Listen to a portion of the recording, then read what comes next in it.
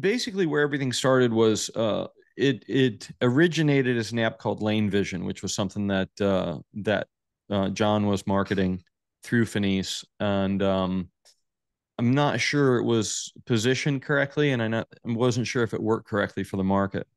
And so what we did was we took it over, and it's taken about 5 years to get it where it is right now. So it was a heavy lift, convincing people that the way that it was working back then was not necessarily functional for our market. Now it's great from a one-on-one standpoint, and we do have that capability. And what I mean by that is that you can use full AR capacity within the app, but we haven't turned it on. And the reason we haven't turned it on is because we don't have enough sample size for the app to recognize backstroke flags and ladders and splashes and different things like that. So the data is about 90-95% accurate, which means that you spend more of your time going back to correct what it missed than just analyzing the data.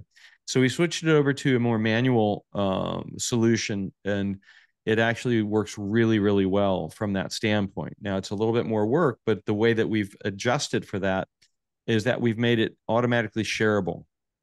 Now, the way that Rachel uses it at Northwestern is that one of the assistants will film the races. The athletes get it automatically on their devices. The athletes add the data to it, and then Rachel and the other coaches get the data without doing anything. And so it's really the process of things. And when you look at a club team, you got every parent, pretty much is filming their athletes. So as they film it, the coaches are being frustrated because the coaches are cut out of the loop, and so they don't really know what's happening with that video. Well, if they're in the platform, when the parents film it, the coaches get it, the swimmers add the data, and the coach can look at it. It also goes along with the evaluations or any annotations that take place on the app. The big part of it is automatic sharing from one to the other. And so the coaches don't have to do anything. Everything takes place in the background. The parents don't have to do anything. The swimmers don't have to do anything.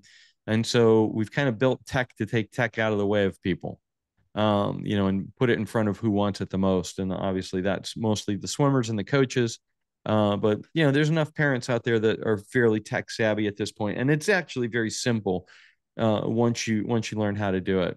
So I'll go. When you say it's manual, Yeah, I think that means that you're going to push on the button yeah, on each entry of the stroke. Is that right? yes, yes, Okay. yep, And that's sort of a new thing that you put in. yeah, Okay. yeah. And then the other thing is, one of my questions, I think you addressed it, is uh, if there are three kids in the same heat, your coach or somebody could film the whole race, Yes. but then it's going to automatically get dispersed to each of the three people that were swimming, and then they could go back and touch on their entries, right? So basically, what you have to do is you have to assign multiple swimmers to a heat, and we're working on an easier way to do that. I'll show that to you. But obviously, that's something that we have to do for the colleges because Rachel has a dual meet; she's got 3, 4 swimmers in every heat, and so you need different data sets for everybody. And so you're gonna film as much of the pool as possible, keeping everybody in the frame as possible, and then you go into the data screen and you create a new data set. That data set is then shared with the athlete. So, and that goes into their account. So it's going to get smoother. I'll show you how it works right now, but we're working on the system that'll make it smoother.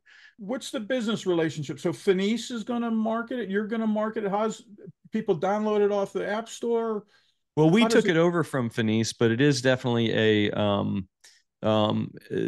very, very slight partnership. But it's our app. Okay. And so it's ours now. Finis will be helping from a sales perspective. And so we're harnessing some of their sales people to push this out, and then they'll get a percentage of that. And so it is a subscription basis.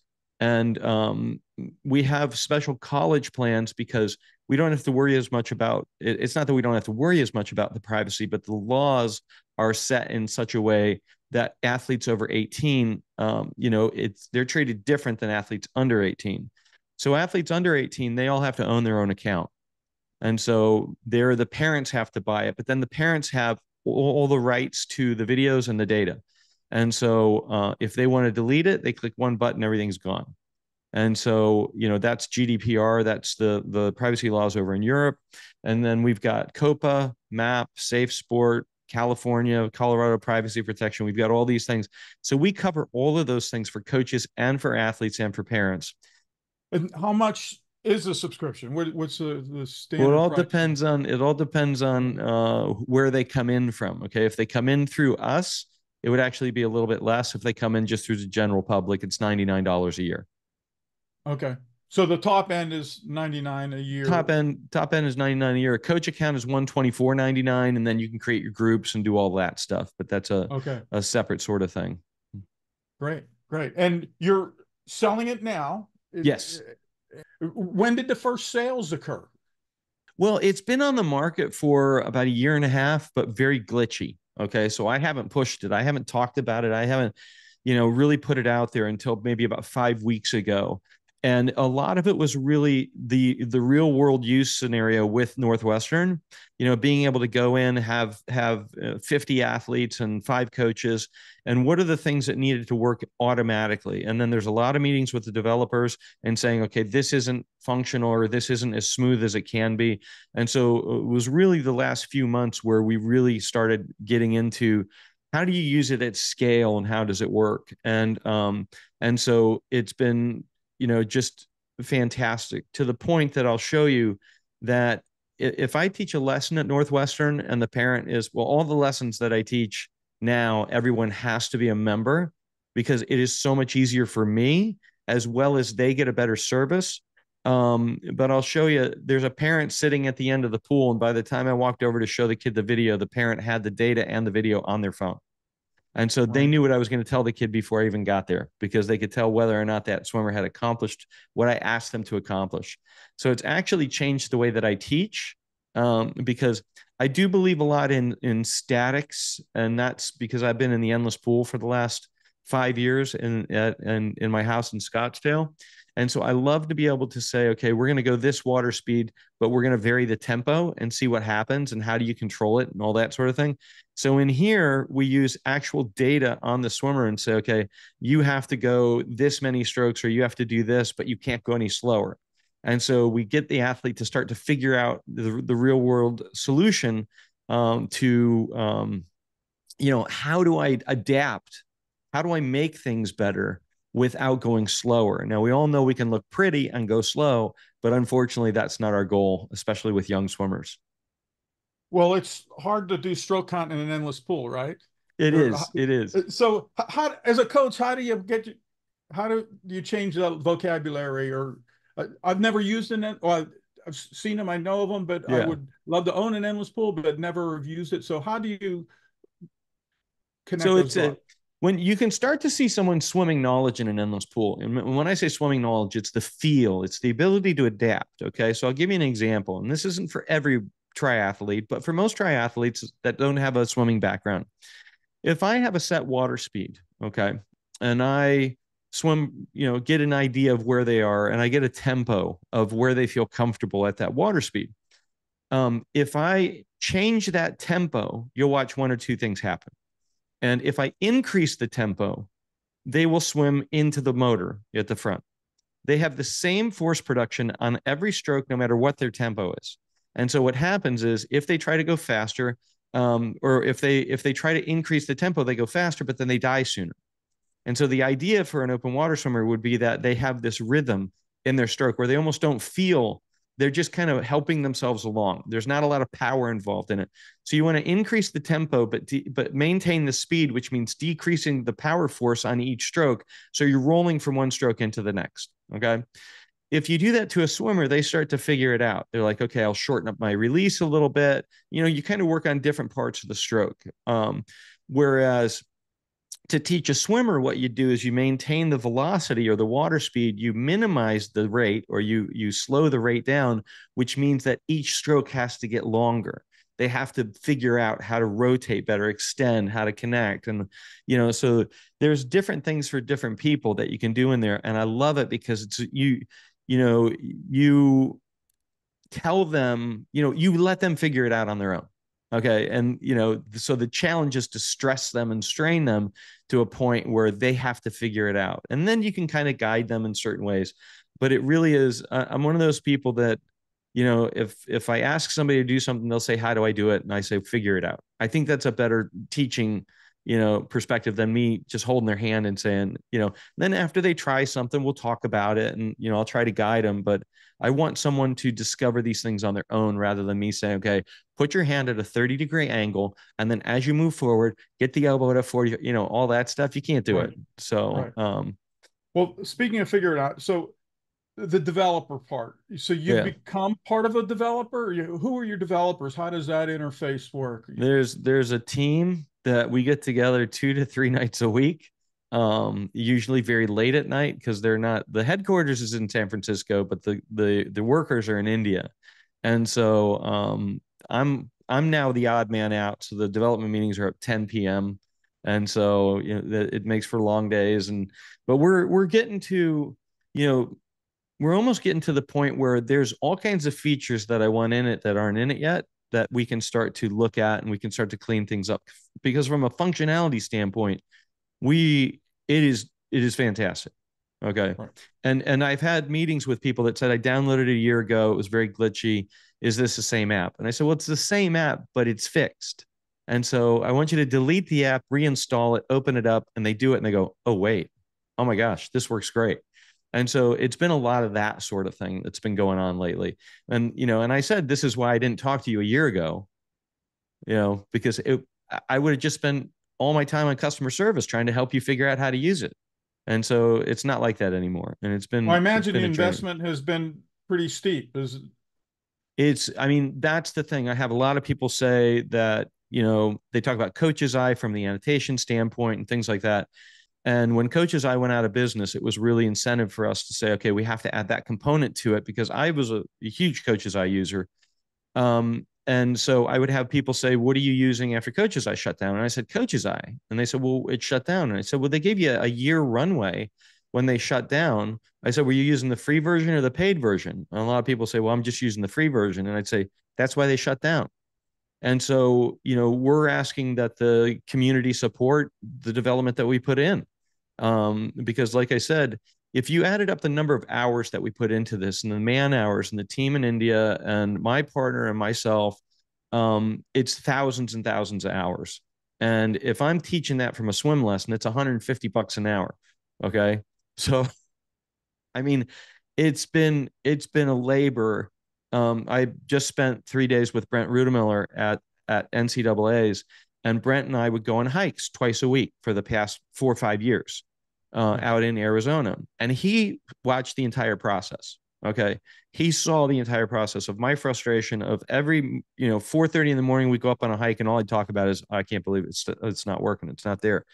And so he sat next to me at NCAA's, and I filmed one of the races, and I turned the phone to him, and all the data and everything was in there. And he just fist pumped, and he just said, I mean, it was one of the best compliments I got. He said, I don't know if most people would have stuck this out, that Yeah. you know, and so that was one of those things. But you know, it is who we are, right? All of us. It's like we're Right. optimists and we're going to just keep going. It's why we're in athletics and not, doing something else. There's always hope. There's always something that we're working toward, and we're not going to give up until we get there or go bankrupt, I guess.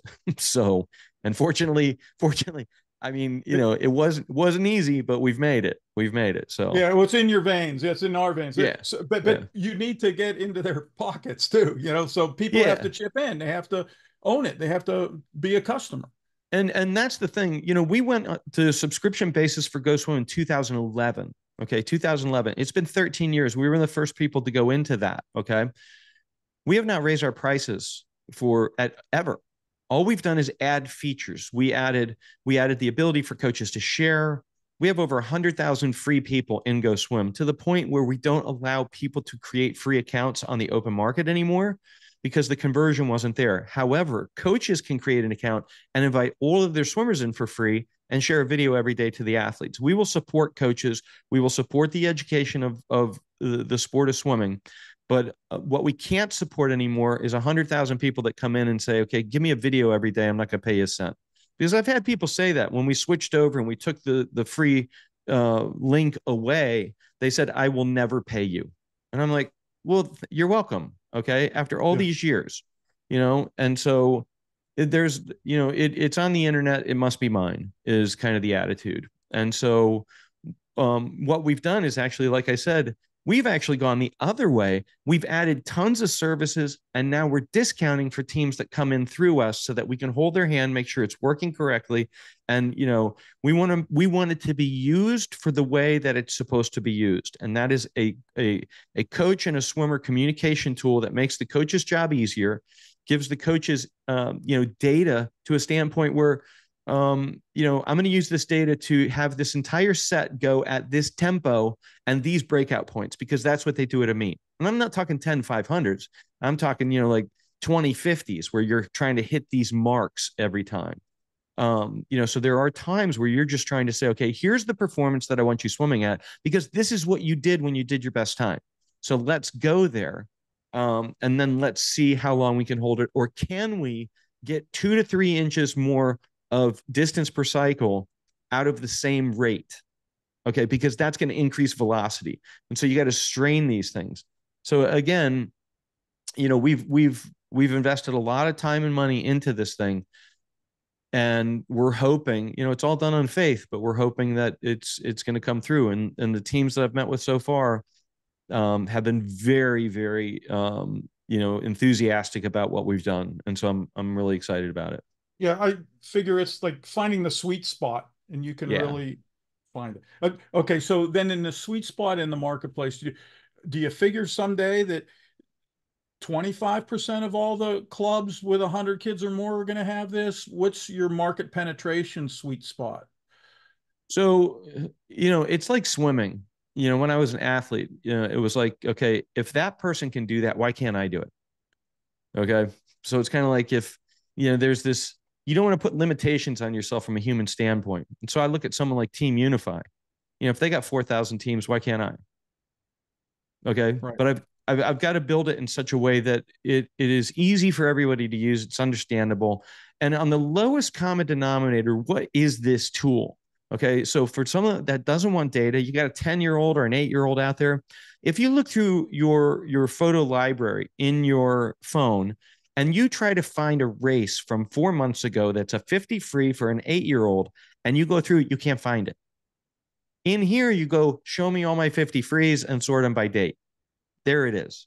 So lowest common denominator.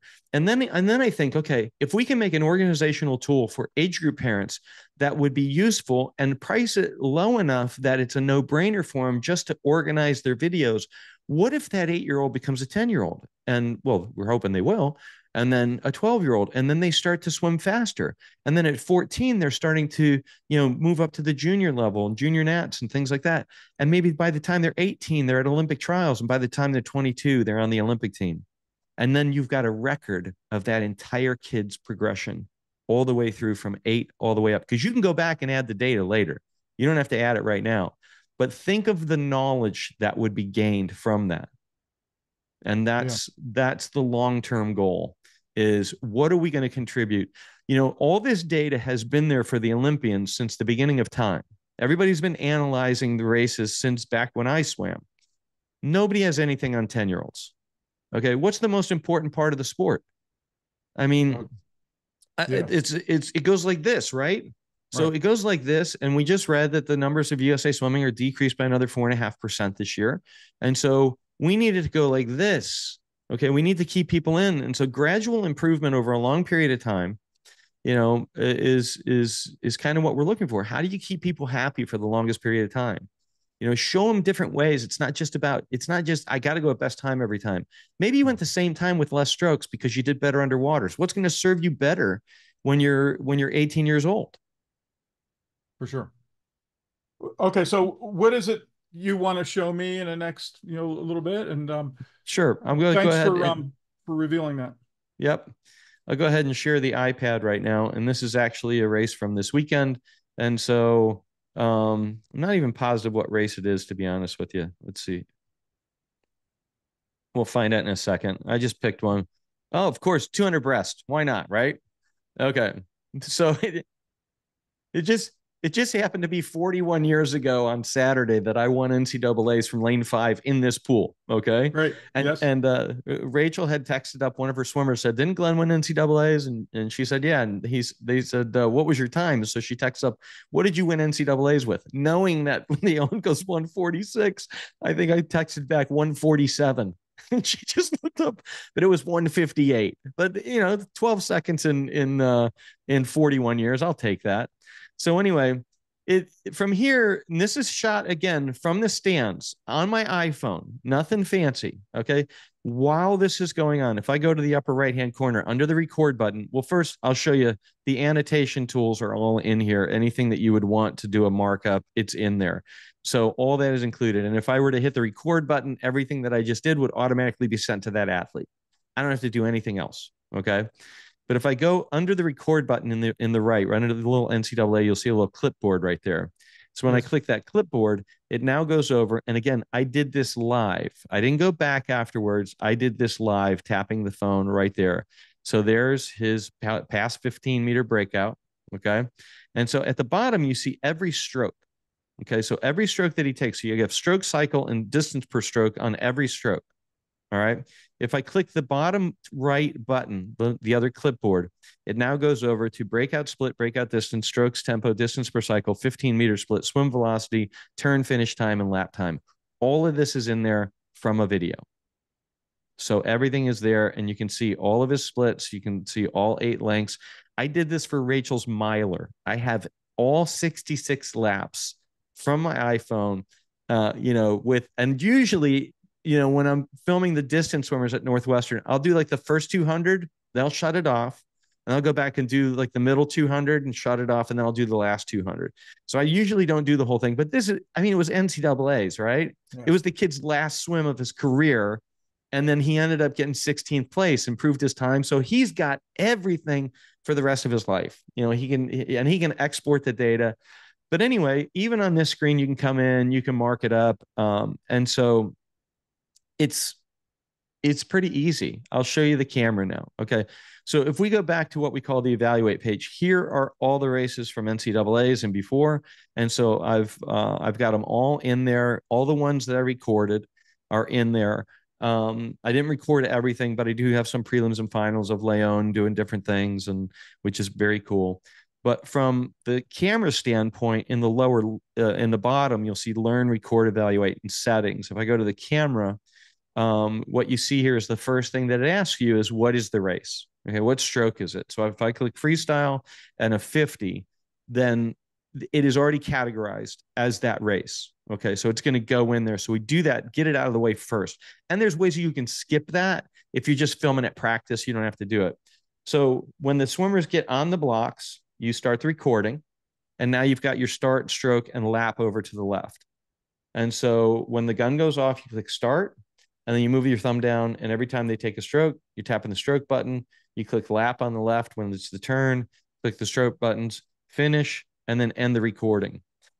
If you're a coach, you now have the list of all of your swimmers right there. And all you do is tap that name, and it goes and automatically shares that with the athlete. So it's stored in your system as well as goes out and shows it to the athlete. So if I go to the top, it should be there on this. Yeah, so there it is already. There's this, because I have it selected as the swimmer. There's the video, there's the data, and it's already been shared. And so you don't have to do anything else. If you're the coach, it automatically shows up in there. I have athletes from Arizona that I used to teach. I'll be sitting here at my desk, and I'll see a video come in from Arizona that they just swam a race. I'll open it up. I'll do a little markup on it in between prelims and finals. I close it, and it goes back to them. And so it's that simple. And that's what we've really tried to do is, take the tech out of the way, keep it as simple as possible, and then, allow the communication between the two. One of the ways I think coaches should use this is that if mom and dad are filming in the stands, you're going to get it as a coach. You're going to get this information, and you're going to get the video, but have the kid go in to the video, open up the video, watch the video, then go to the record screen. Okay. So go in and say, okay, Well, here I saw that my head came up and that sort of thing. End the recording, make the kid report to you what they did right and wrong in their race. And then what you get is that report back to you. So we push the education over onto the athlete. It comes back and you've got their voice and all that in there as well. So, it's kind of flipping that around. Now, I'll show you one other thing that we're building now, because we do understand what coaches are going to be going through here. If you're a coach and you have a decent sized team, you're going to end up getting 300 videos on a weekend. Okay. And so how do you handle all of that is one of the things, because it's going to be overload sort of thing. So I'm going to go into the website, and so I'll show you very quickly already on the website. Now this is hidden behind the scenes, but this is the actual production website. So you can see right there, there's the video we just shot. It's already in there. If I go up to another one, it's going to tell me it's not there. I'm going to go to my lessons. I'm going to go to this athlete. I'm going to go to freestyle, short course yards, and here's her last 200 frees. And so there's her data is all in there. And if I decide that I want to see that, so this is a 156, this is a 154, you'll see here in a second why this isn't ready yet. So if I want to see that race now, I can decide what races I want to see on the computer. I don't have to go and look at it on the iPad or iPhone. I'll click that, and then you can see the videos upside down. So we're fixing that. But then here's all her data right there. And I can take this and say, okay, here's what we're going to do our next sets on. So there's going to be a lot of analytics on the website as well, because I know coaches are going to be, want to go there, but everything's everywhere is basically what it is. So Right. it's, everything's everywhere and it's all synced up. Like I said, the real world situation. If I go back to I'll show you really quick. If I go back to the iPad, I'll show you one of the things that happened last week. If I go into my list of swimmers, Andy Mures is someone that swam for Rachel when she was a young swimmer, and she's been a family friend for a long time. So this is her at her latest pro-am meet. And so Andy's in lane one, and her mom filmed this race from the stands. And so when people say, does it do it all for you? Here's why we can't turn the AR on yet. Okay. Oh boy. It doesn't know Yeah. what this thing is. All Nope. right. And so, from a consumer standpoint, when you want to empower everyone to be able to get this, you cannot do it because they might be in a spot where it's got all this interference in front of it. And so, fortunately, there's Andy's first stroke. So we have it. All right. But then we come down here and we've got that there. And so we look over even at Simone in lane 4. Okay. Let me see where it is. Okay. So if we're trying to get Simone right here, Yes. and we're trying to film that, well, this hand just went into her lane. And so these are all the things that you have to take into consideration. If you're down here on the side of the pool filming, okay, all of these swimmers' arms are going to be in front of your athlete. So how do you Right. do it? You use your eyeball and then you tap it when you see them. And Yes. so when we look back at Andy's data, we can go back in here and see everything that she did. Could you go um, in one race and go through the data a little bit?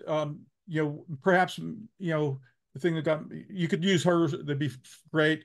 So Yeah. just go across each column just for a second, and So then breakout split is how long she went from the start to where now this is what we're working on. Okay. So there's going to be an additional feature here, and I'll tell you about it right here. Okay.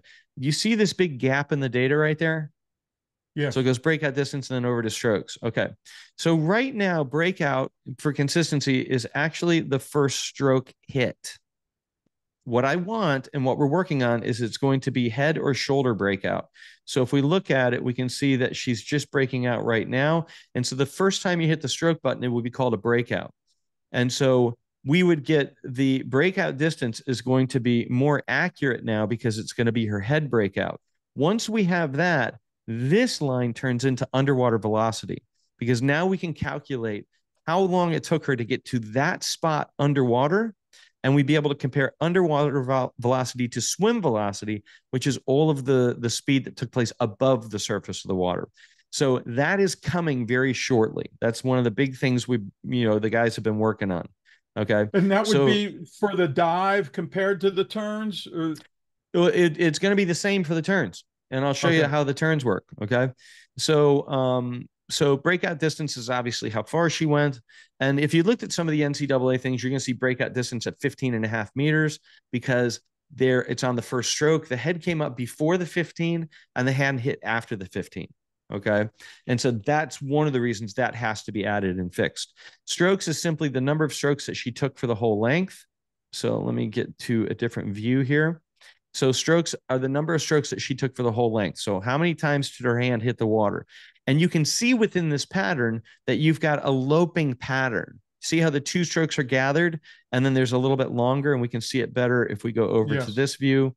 So you can actually discover how a swimmer's swimming based on how accurate you want to be with the tagging.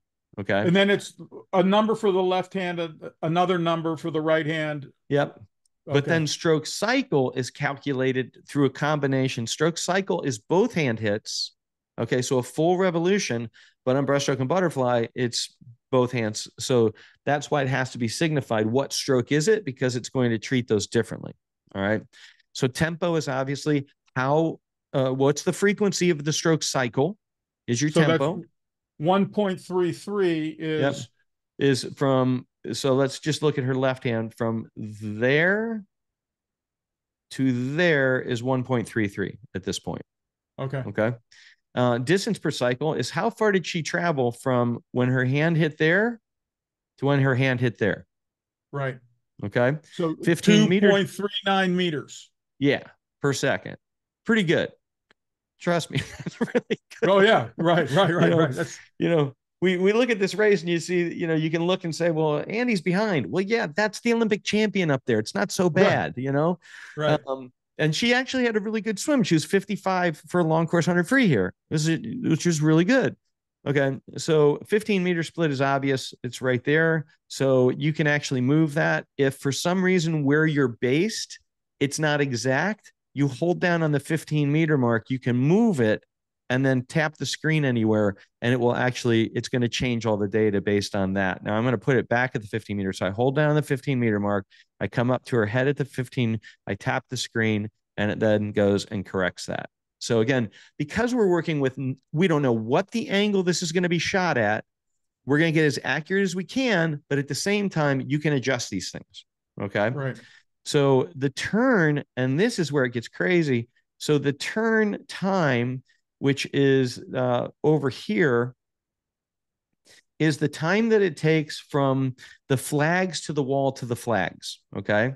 So Okay. it has to calculate based on AR, which is augmented reality, where she is in relation to the 15-meter pool, which has already been set, based on where we set the 15-meter mark when she gets to there.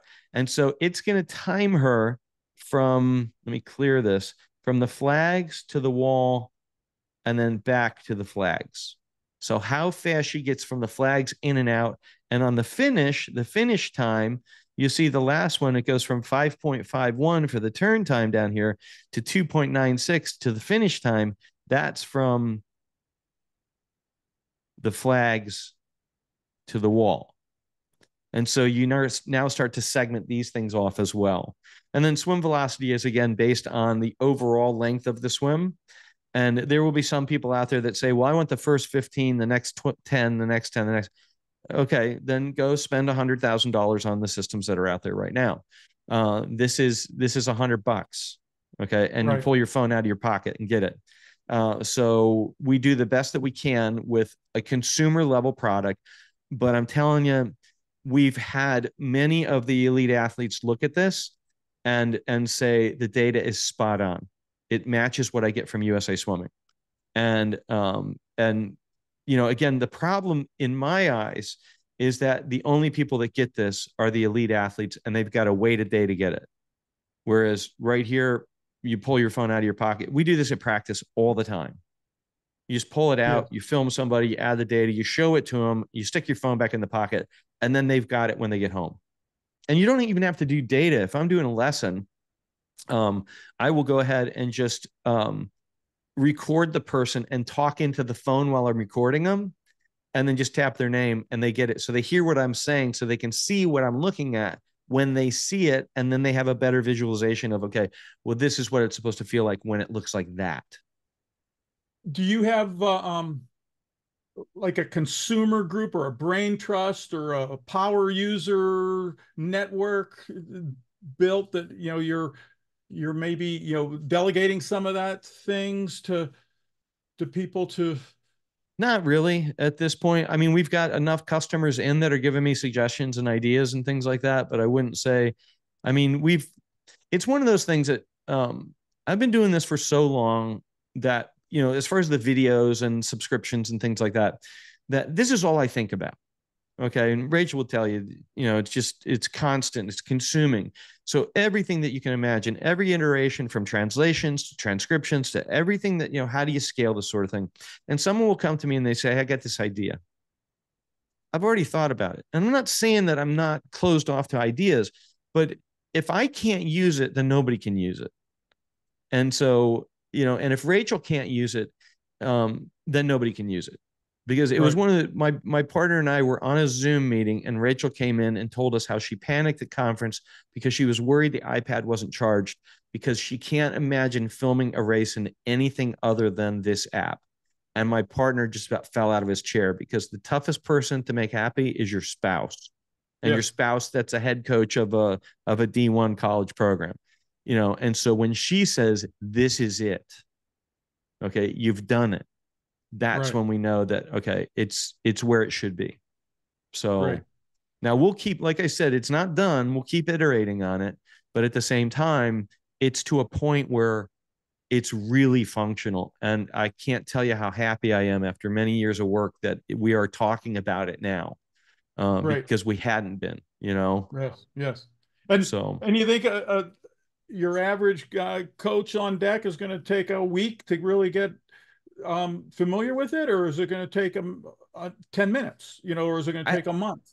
I think 10 minutes. I think 5 minutes. Because if you just start with the bare bones basics on the thing and you just aim the phone at the kid and share the video with the kid, you're done. If you Yes. want to add data, I would tell the kids, here's what I did. We did Maddie, my daughter, my 10-year-old daughter, and I went to a meet at Northwestern, an age group meet. And I started showing parents. And I wanted feedback from parents. And we definitely learned onboarding was too difficult when I showed it to them. And this was like 3 months ago. And we said, okay, we got to fix all of this. But a parent would say, well, how hard is it? And I said, well, here's what I want you to do. Go video your kid in the app and then bring your phone back to me. And they brought the phone back to me and I handed it to my 10-year-old daughter and I said, add the data. And she did it. Yeah. Yeah. So, I mean, it's just one of those things that you've got to see it once or twice. And I'm building better tutorials for the website that kind of show all the little details of it. But it is simple to use. I do have parents from all over the country sending me videos. And I've got some really good ones that I open up the app and all the data is there, everything's there. And I have other ones that just say, yeah, I filmed it for you. I want to make sure it's right. And, Okay. and so for them, if the kid picked it up, I guarantee you the kid would be able to do it. No Right. problem. Right. But the most important thing is that just get the video, share it with the athlete, the parents, get the video, share it with the coaches, and to the point that I'm doing onboarding sessions with parents of teams. And what I get to do is I get to be a little bit of the bad guy. Okay. That says you are an integral part of this process, but know that you are part of this process and not the process. You've hired and you're paying coaches to do their job. And what you're doing is you're helping them by doing this part so that while your kids are racing, they can watch the race. They don't have to film. And so this way, you don't want to usurp their message. Your job as a parent is to say, I love to watch you swim. Yeah. That's it. Yes. Take them Great to partnership. practice. Yep. Yep. That's it. Well, thanks So for all you're doing. It's yeah, I'm hooked. I can't wait to see you at the next clinic, and we'll have more to talk about in the future. Thanks a lot. definitely. Thank you.